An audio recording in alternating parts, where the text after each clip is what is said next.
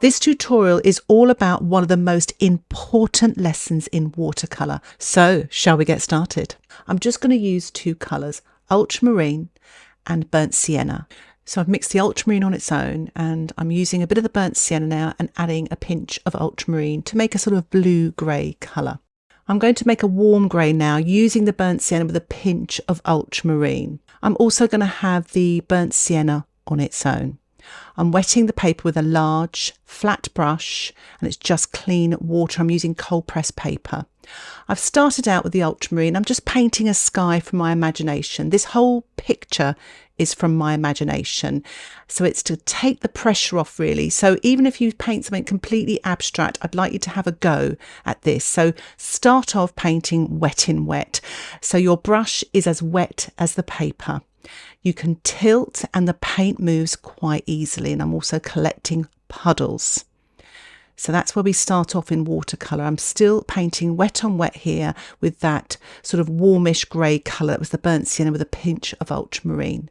Swap now to my size 10 brush, and I'm painting some shadows in the clouds here using the blue-grey colour. Still working wet in wet, so the consistency is the same wetness on the brush as it is on the paper. And you can blend colours this way and you get soft edges. So what I'm doing now is I'm mixing up slightly thicker paint. This is the Ultramarine with a pinch of the Burnt Sienna to make a blue-grey. So the colour is thicker. And I'm painting now damp into wet. So the surface is still wet, but the paint is thicker. So the consistency is thicker than what's on the actual surface. And you get more of a defined edge. It's still a soft edge. And I'm just using a comparison next to it there as I've painted wet into wet. And you can see the difference. You get sort of stronger, softer edges. And the paint doesn't move as much. And the paint is darker because you have less water as well. As you can see there on the right, the wet in wet is running into the sky a lot faster, and not so fast with the damp into wet. So I'm using a bit of Burnt Sienna here with a touch of the Ultramarine, painting damp into wet here in the foreground. And you can see it's a stronger tonal value. It's not running as much. It's more defined, but you still have a soft edge. So I'm just applying sort of varying sort of colours there, using mixtures of the Ultramarine with a touch of the Burnt Sienna and vice versa in my imaginary winter landscape. So I'm using a plastic card cut up, and I am sort of scratching the surface of the damp paper really to create sort of thin branches and tree trunks. This is permanent, so if you don't want to do this, you can actually paint this later. To allow me to paint lighter washes damp into damp, I load my brush with a lighter wash, and as you saw there, I took the excess off on the paper towel, so my brush is damp, but it allows me to paint that lighter wash. It's easier to paint a sort of damp, darker wash because you add less water. This way you have to kind of take the water and the moisture out.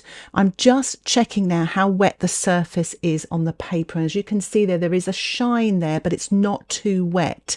So it's still safe for me to paint damp into damp now.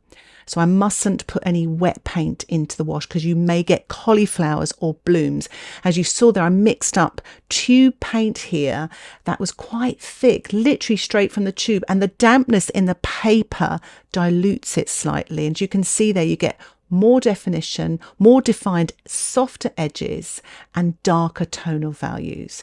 Again, if you want to use a lighter colour, you have to use your paper towel to take off that excess moisture on the brush. So I'm really going bold here, painting damp into damp in the foreground, mixing up a variety of colours, using the Ultramarine with a pinch of the Burnt Sienna and the Burnt Sienna with a pinch of Ultramarine. And just painting some softer marks now just on the horizon line there. When you're using a plastic card and you want to lift off paint, you have to make sure that the surface is damp and not wet. If it's wet, all the paint just runs back in on itself and leaves those sort of darker lines that I showed you earlier. To lift off, it has to be damp. There has to be a sheen there, and it enables you to lift off, is what I'm doing now with the plastic card, shaping rocks. So do practice that. So use thicker paint and make sure your surface is damp. So I'm actually lifting out some grasses and also drawing grasses with the point of my plastic card. I want to paint some distant trees and I want them to look sort of misty and far away. So I've mixed up some thicker paint, damp paint, and I'm painting this damp into the sort of distance here using my size 4 round brush. If it starts to bleed too much, your brush is too wet, so just take the excess off on a paper towel. I've mixed up thick enough paint so I don't need to do that. And the actual moisture in the sort of distant fuzzy trees are damp enough to dilute that paint as well, the dark paint that I'm applying. So I'm just sort of randomly painting these sort of tree trunks and branches with a mixture of creamy mixture of the ultramarine with a pinch of burnt sienna. I'm mixing up again the ultramarine with the burnt sienna here, really creamy, and I'm using my size 2 round brush and painting some shadow colours to the left of where I lifted off with a plastic card, and it just creates some shadow there on the trees. This paint is literally straight from the tube. There's no way I could do this without a back run, so you really have to get that control. This is probably the thickest I can get the paint, really. So I'm just showing you a close-up here. So I'm painting sort of damp into damp, but at the very sort of last bit of shine on the paper. After that, I would really recommend that you didn't paint anymore, because you're never going to get your brush dry enough. It's a really nice technique to practice for all sort of subjects in watercolour. And what's great about doing something like this, it's from your imagination. You can just make it up. You're not sort of using a photograph or actually looking at a scene, so there's no pressure. So practice these sort of wet in wet, damp into wet and damp into damp washes and see what happens. And also drop a very wet wash into a drying wash. You'll get a back run, I assure you. So I'm going to sprinkle some salt now onto the damp surface. It's a good time to apply salt, and I'm just putting it all over the tree area, and I'm going to allow that to dry naturally. Meanwhile, I'm just painting some little footprints in the snow here using my size 6 brush, just with a mixture of the ultramarine and burnt sienna. I thought it'd be quite nice just to put a few more trees in the distance. So as you saw there, I took off the excess moisture off my size 4 round brush. I'm just popping in a few branches there, damp into damp. There's still enough moisture to allow me to do that, but just keep taking off that excess paint when you're in those sort of areas. I thought it'd be quite nice to add a little bit more of the burnt sienna and ultramarine and just paint some little fence posts in the distance here as well. Just to sort of create a little bit more interest and just to test out the dampness of the paper. So it's still got that dampness. It's allowing me to do it without getting some horrible cauliflowers emerging there. And I'm just painting a little bit of detail here in the foreground to create some vegetation there and stuff like that. Some more interest. The paper is almost dried here in the foreground. So I'm literally using paint straight from the tube.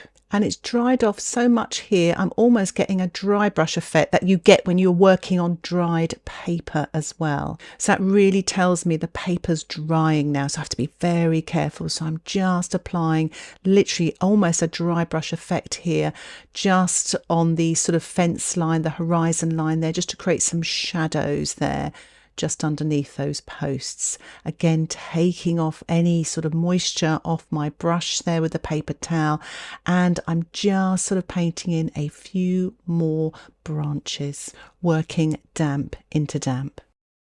So it's a good time now to leave my painting alone, dry it naturally to allow the salt to work, because the paper has dried so much now that you're in danger of getting a back run because it's damp, but there's no sheen anymore. So it's very difficult to get your brush damp enough for the paper without getting a back run. I've decided to cover the footsteps and paint a little path here using a mixture of the ultramarine and burnt sienna, using my size 2 round brush, and this is all wet on dry to begin with.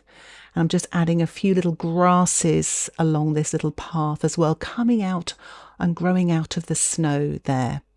I've decided to add a little sort of stone there to the left using a sort of blue-grey colour, wet on dry, but but I felt it was a bit too strong. So I've lifted out with my paper towel and then just adding some shadow, sort of damp into damp there. So I'm back into painting into damp into damp. So you start off again with wet on dry, but when you sort of add any moisture to the paper, you can sort of begin the process again in each of the areas as you build up your painting. I'm just adding a little bit of dark underneath those rocks, and I'm using this blue-grey colour with my size 2 brush and just painting some little V's for birds in the sky, just to add a little bit of life. This is all wet on dry.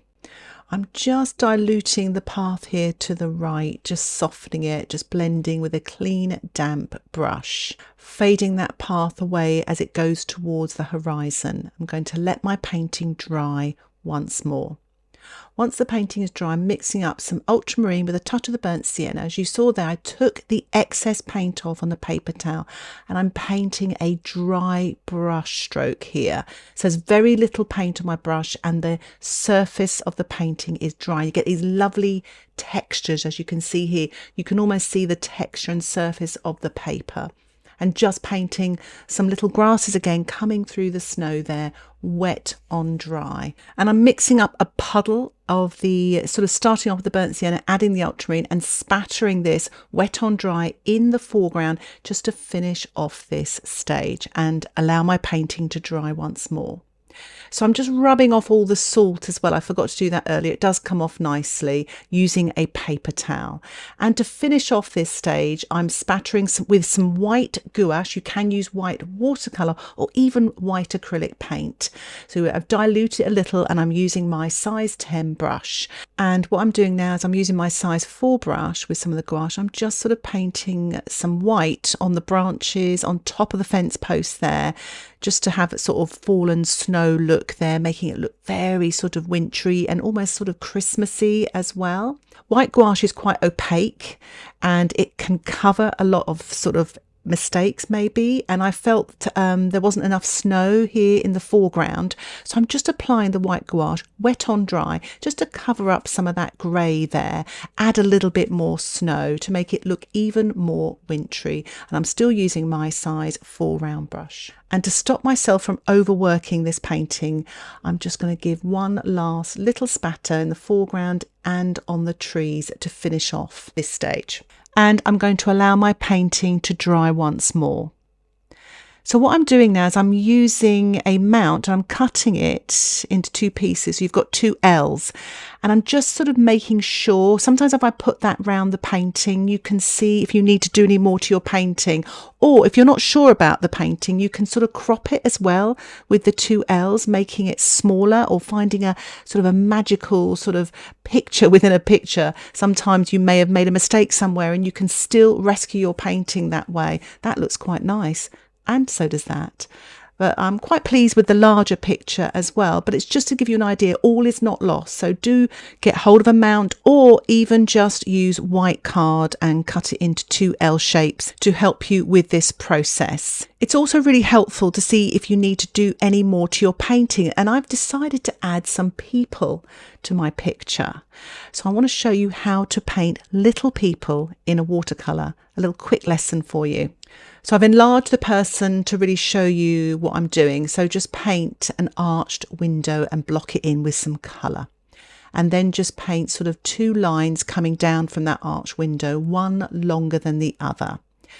And sort of have it slightly wider at the top as well. And then paint a small sort of soft rectangular head and have an elbow sort of coming out one side or the other. I've got both sides there. And you can make the sort of jacket or coat longer just by extending the arch window, and decide where your light's coming from. That's what my arrow is for.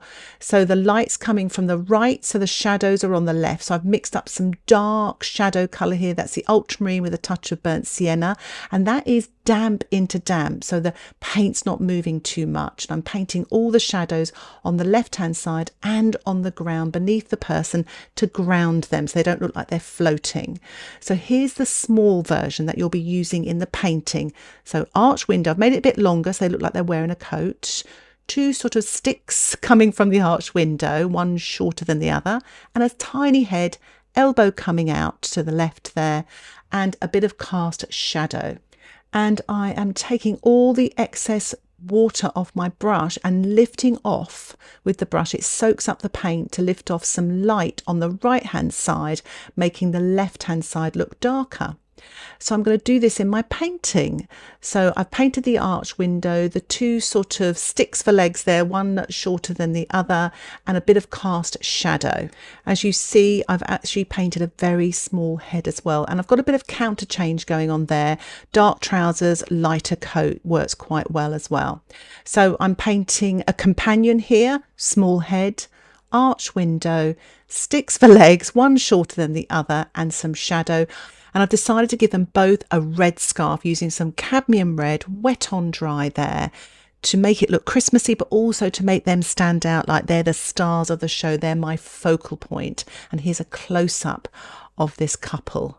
So I hope you enjoyed that sort of short lesson on painting people, and also just using, well, mainly two colours. I've used some white and red, but mainly the ultramarine and the burnt sienna, just mixing those, but also the most important lesson, working wet on wet, damp into wet, damp into damp, and then wet on dry. And I hope that all makes sense. And if you have any questions, please put them in the comments section below. And if you'd like to share your work, you can do so on the members private Facebook group, and a link for that can be found in the description below. And if you want to search any of my Patreon tutorials, go to my website www.karenriceart.com, and you can search for all of my tutorials there. Just make sure you're signed into Patreon. Thank you so much for all your support here on the membership. I really appreciate it. Happy painting. Bye for now.